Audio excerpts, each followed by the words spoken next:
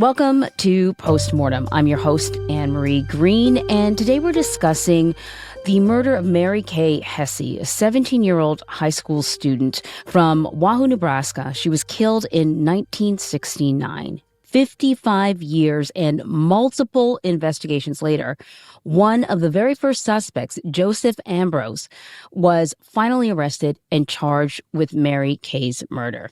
Joining me now is 48 Hours correspondent Natalie Morales. Natalie, you worked on this episode. It was a doozy.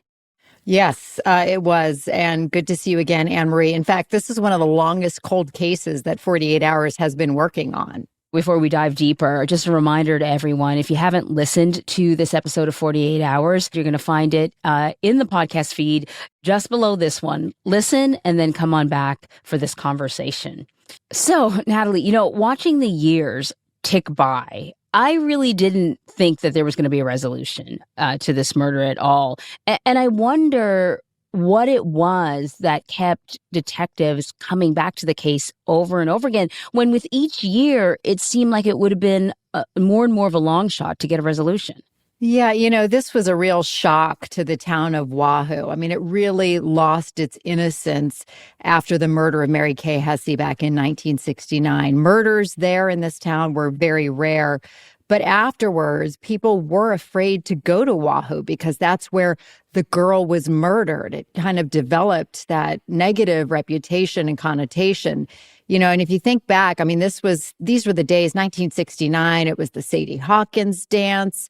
Girls would bring, and Mary Kay Heese, in fact, was bringing her little straw pocketbook to school. I remember, in fact, having a bag very much like that. And even the Lucky Rabbit keychain was something that I even had as a kid growing up. It was like a time capsule, reminding us of kind of a much more innocent time. And when you go back to Wahoo, it really does look a lot. We compared, the footage throughout the hour from 1969 to then we were a little bit of a time lapse to 1999. And here we are, 2026, covering this case again. And really not much has changed. A lot of the things there still remain the same. And another interesting, people may think, well, Wahoo, why does that sound so familiar? Well, David Letterman used to have a shtick on his show where he would check in with our home office in Wahoo, and we drove past what was the old phone booth, the old glass phone booths that you would see back in the day. And people would put Post-it notes on that phone booth, and that was the so-called office in Wahoo that David Letterman was referring to. And just to bring people back to the case, this is how things unfold that day. March 25th, 1969. Mary Kay's parents reported her missing that evening when she failed to come home from school. A witness reported seeing Mary Kay getting into a car with two men. Her body is then found in a ditch along a rural road. She has been beaten and she has been stabbed to death. Yeah. We know that when it comes to homicides, those first few hours, those first few days, they are crucial when it comes to solving a case like this. Why was it so difficult to sort of nail down suspects for this murder in those early days, especially when there was an eyewitness who saw her getting into a vehicle? Yes. And the police at the time did question all those witnesses, investigators, went about doing the job as best they could back then with the tools that they had. Investigators now looking back on the case and the prosecutors, they reminded us, 1969, I mean, this type of murder case, a homicide in Wahoo, Nebraska, that was unheard of. In fact, the Nebraska State Patrol had just started to broaden the scope of things that they got involved with, like criminal investigations. Also, it was spread out over various different law enforcement departments. The police department covered some of it. The sheriff's office had part of the case. The State Patrol got involved. And some of the evidence of this case was even sent to the FBI, which was at that time under J. Edgar Hoover. All was sent to J. Edgar Hoover's attention. And the current prosecutors say that the evidence was scattered all over the place across these different agencies. So that made sort of pinning down things a little more difficult. So then what sort of evidence did they have, at that time? Well, really, it came down to analyzing and taking stock of that crime scene. They saw footprints along the road that showed that it appeared that Mary Kay Heese got out of the vehicle, and it seemed like she was running, and they could tell this, according to the investigators back then, because the strides were long strides. And they also saw another shoe print by her footprints. Her school books were found along the side of the road, as well as that pocketbook that I mentioned stacked neatly on the road. So investigators believe that the killer might have placed them on the side of the road, realizing, I've got to get rid of this evidence.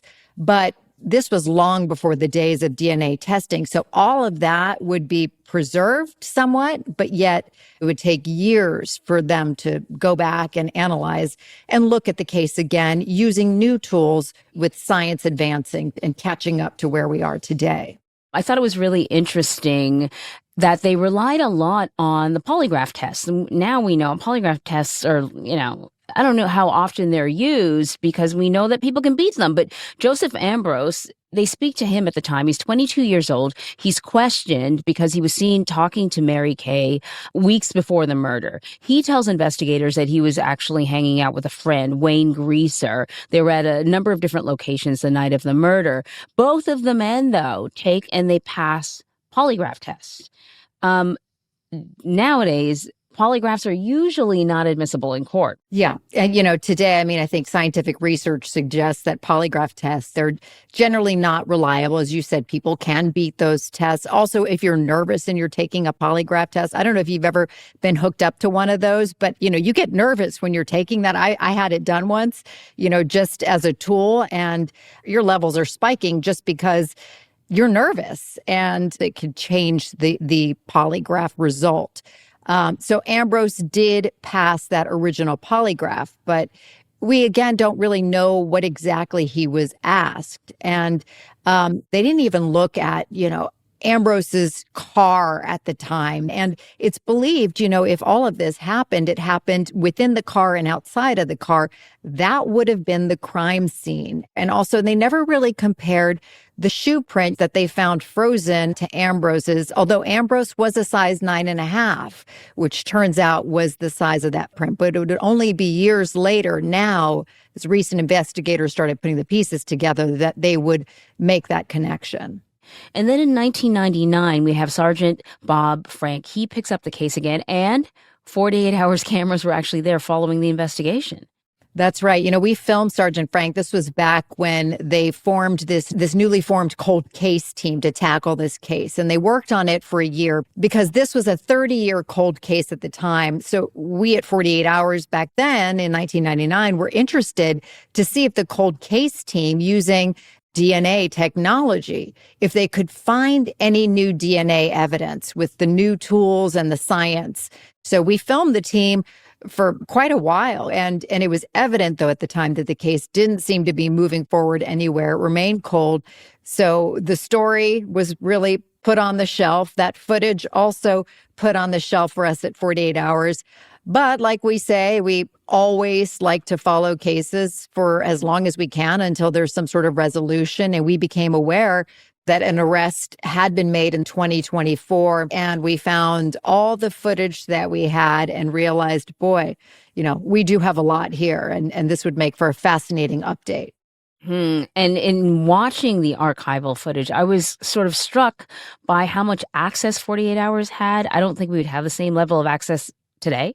It really was like being a fly on the wall in the investigation as it was carrying on. We went into the interrogation room with them.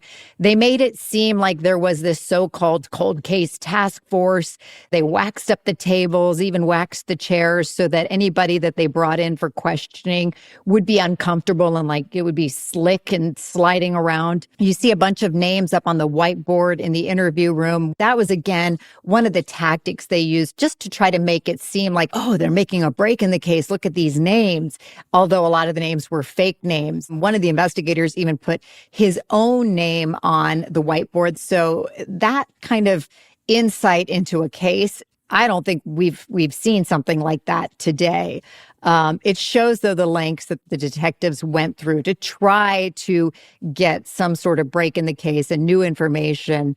Yeah, and you get some real insight into sort of how they're thinking about this investigation. Sergeant Frank scours these old case reports, and what he notices is that Joseph Ambrose and Wayne Greaser, they keep coming up over and over again in witness statements.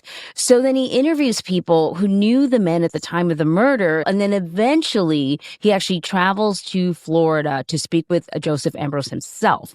And we have some of that sound. We have a wonderful thing called DNA, Right. and we're going to be able to show who she struggled with. Okay. Again, we have all this little bits of information here or there that fit together that you were there. Not necessarily that you did it, but that you were there when it happened. That's yet to be proven. I mean, I wasn't there. Like I said, I had nothing to do with it. And you're free to take blood, anything you want. We even had incredible access. The crew that was there following Sergeant Frank at the time, they were parked right outside when they picked up Ambrose up for questioning. Ambrose has always been insistent since shortly after the murder that he had nothing to do with this. He, though, as you heard, seemed to be cooperative. He even offered up his blood, but he knew investigators also had a search warrant for his house. So one of the few times we do see Ambrose get just a little bit agitated is when Frank brings up, the man who told authorities that Greaser confessed that he and Ambrose had driven Mary Kay to that field area and that it was Ambrose who killed her. However, detectives at the time couldn't talk to Wayne Greaser anymore because he had died by suicide in 1977. Given all of that, there was no match when it came to the DNA to Mary Kay's books or her clothes. So ultimately, it came down to this case once again stalling because, the county attorney at the time felt there just wasn't enough to move forward in the case. They were working off of a grant. They started to run out of money. So in 2000, Sergeant Bob Frank, unfortunately, had to stop working on the case. Welcome back. So the case is cold. And then fast forward to 2015. Enter Ted Green. He is an investigator for the Saunders County Attorney's Office, and he starts looking into the Mary Kay Heese murder. This is a small town, I presume with limited resources, yet, they still sort of managed to scrounge up the money to keep this investigation open. How were they able to do that? Yeah, it was up to the prosecutor. And like I said, this is a case that really hung over the community. So it was something that always remained on people's minds. Time, though, as you know, was not on their side. Witnesses, of course, were dying. Memories are fading. And Ambrose was getting old. So prosecutors told us they felt it was now or never. And, Green was the one who looked back at all the files once again. He had to go scrounge various bureaus to find all these other pieces of evidence that were widespread over various departments and agencies. And he tried to consolidate it, put it all together. He ended up re-interviewing witnesses again. What started off with just a couple of files ended up being boxes and boxes of files. And they really went all out. Running down leads. In 2019, a tipster reported that they had heard stories about men taking apart a car. Green feels that the car looks an awful lot like one that Joseph Ambrose had actually driven at the time, and that the car was pushed into water shortly after Mary Kay's murder. This led investigators to search a local reservoir. It took 5 years to search and then partially dredge this reservoir. And really, they got scraps. So as I was watching this, though, I wondered why that was so important to them, especially considering that it didn't seem like they got much in the way of evidence. Yeah, Ted Green was adamant that finding the car would be the ultimate piece of the puzzle that he really needed. It was what he viewed as the crime scene. He thought also that the murder weapon, the knife, could possibly still be in the car. Unfortunately, in this case, they came up with just little scraps of material, which they felt could have been the material from the seats from the inside of the car because it kind of looked like that, the color of the material they would expect. But they didn't get to the bottom of the reservoir because they couldn't end up dredging the whole reservoir. Mary Kay's body was exhumed for a second autopsy. Now, after the body was buried for 50 years, I assumed that there really wouldn't be much in the way of evidence because I assumed there'd be more decomposition.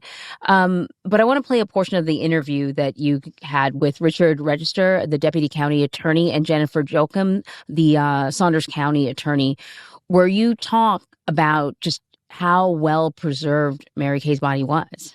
When they revealed her after they took off the drapings or whatever that thing she had on her, her legs looked like she was in just the day before. It was remarkable. And remarkable. The thing that was just frightening is her goosebumps formed on her legs during the autopsy. That's what Ted was saying. I did not know that could happen. Almost as if her body was trying to tell you something from the grave. Yeah, just completely remarkable. I had never heard of that being, a possibility that, that the body would have goosebumps like that. But apparently, according to the prosecutors, they said the medical examiner said that sometimes when a body is re-exposed to oxygen, that it can have sort of that reaction like that. What was fascinating about the second autopsy and what that revealed that allowed them to get a much bigger clue into who could have done it was they noticed there were more stab wounds in the autopsy than was initially reported. And also, according to investigators, the manner in which Mary Kay was stabbed was consistent with how slaughterhouse workers are taught to kill animals. And I bring that up because Joseph Ambrose worked on the kill floor of a slaughterhouse. So he knew how to kill animals. He had the weapons and the knives to kill animals. And the way Mary Kay Heese was killed, according to the prosecutors and the medical examiner upon the second autopsy, they felt that it looked like somebody who knew what they were doing. Mm-hmm. So then, in 2021, Green travels to Ohio now to interview Ambrose again. This guy kind of gets around because every time they try to track him down, he's living in a different state. Do we have any idea just what was going on in his life over the decades between, Mary Kay's murder and 2021? Yeah, I mean, it's hard to really pin it down. We do know that according to authorities, Ambrose had 6 wives. He also reportedly was a truck driver, perhaps, for some of that time, according to the prosecutors. But when Ted Green goes to interview him this time, he asked him about claims that people had reported at the time that they had witnessed blood on his car around the time of the murder. And Ambrose admitted there was blood on his car because he said he probably ran over a deer or a rabbit. But the blood was reported on the back rear fender. And that is not typically where you run over an animal. You don't really back up into the animal. You would hit them moving forward. So the fact that Ambrose said yes, that there was blood on his car, Ted Green felt that was a revealing part of the interview. Right. I just thought to myself, either a deer or a rabbit. I mean... Yeah, you would think you'd be able to narrow it down and you would remember what you hit. Yeah, if you hit a deer, you probably never forgot that. But there's a lot more damage to the car as well. Absolutely. So by 2023, Green feels like he has compiled enough evidence. He shows his findings to the county attorney, and then that's presented in front of a grand jury. And the grand jury indicts Ambrose for first-degree murder, for the murder of Mary Kay Heese. Do we know what the collection of evidence was that convinced the grand jury? So it was, again, Ted Green putting all of the pieces together to give a fuller picture to this puzzle. He had presented new witness statements, Ambrose's interviews, because he went back to the old interviews and it compared to what Ambrose was telling him now with the new interview. And then, of course, the evidence of the shoe print. Well, Ted Green says the shoe prints at the murder scene appear to match Ambrose's size, the size 9.5. And also the pattern was a prison-issued shoe that Ambrose, who had served time, he was on parole at the time, had been new to the town, but he had been given prison-issued shoes. So it could have matched the pattern that was found at the crime scene. So they are preparing to go to trial. And then in July of 2025, before the case can be heard in a courtroom, prosecutors reach a plea deal. So Ambrose agrees to plead no contest to the charge of conspiracy to commit first-degree murder. But because the crime was governed by the sentencing guidelines in 1969, the charge carries a very light penalty, just 2 years behind bars. Ambrose is sentenced to the maximum. It's 2 years. Right. And with the good time sentencing reduction law, Joseph Ambrose's sentence was actually cut in half. So with time served, he was actually released in November of 2025, which for the murder that has haunted this town for so long, 55 years, for him to serve just a little over a year, to the family, it was a real shock and almost a slap in the face. They were not happy about that whatsoever. They wanted to bring the case forward to a jury. They wanted the case to go forward in trial. But Ambrose, he said he did take this plea deal because because of his age, he was on oxygen, he had some health issues, he was in his late 70s. He may not have lived until trial. To this day, though, he maintains his innocence. With this plea deal, he didn't really have to talk about the case at all. He didn't have to address any of the accusations. He didn't have to reveal any details about the murder. So you can understand why viewers, and I count myself among them, would feel like a little unsatisfied with this result. What the prosecutors told us is, while they understand and they see the family's perspective, of course, they would have loved to have been able to have charged him and to really have seen him, go to trial. They do believe Ambrose did this, as does the family. But the prosecutors really felt that their case faced several challenges. This is 55 years later. The possibility of witnesses not being around much longer, might have even died. Prior statements could be viewed as hearsay, and that would be inadmissible in court. The murder weapon also was never found. There was no DNA evidence, and they weren't confident that they were going to be able to get a conviction from a jury. Ambrose also had an experienced attorney who was provided by the state. That attorney was able to get Ambrose the best plea deal possible. It's very difficult. Not only is it difficult to investigate decades-old cases, but it's difficult to put together a 48 hours episode. So you guys did an excellent job. I really sort of felt like I was transported kind of back in time and then forward again. And even though it never went to trial, we did get some answers. Right. In the end, there is, as you said, finally an answer and some form of justice for Mary Kay Heese's murder. Absolutely. Really interesting hour. Natalie, thank you so much. Thank you. And if you like this episode, please rate and review on Apple Podcast or Spotify.